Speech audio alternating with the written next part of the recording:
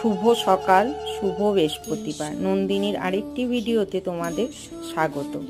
আমি সকালে ছাড়ি পুজোর ভিডিও, দুপুরে ছাড়ি রান্নার ভিডিও।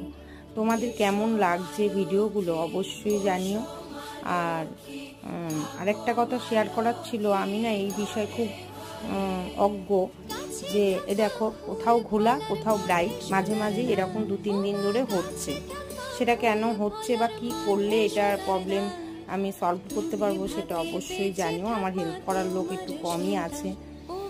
আর শাড়িটাও আমি ঠিক করে মানে ড্রেসটা যে পরাবো সেটাও ঠিক করে আমি রেডি করতে পারিনি। হাতে সেলাই টেলাই করে আমি কোনো রকম করি। তা যাই হোক, জোড়াতালি দিয়ে মাকে একটা ড্রেসের রূপ দিলাম।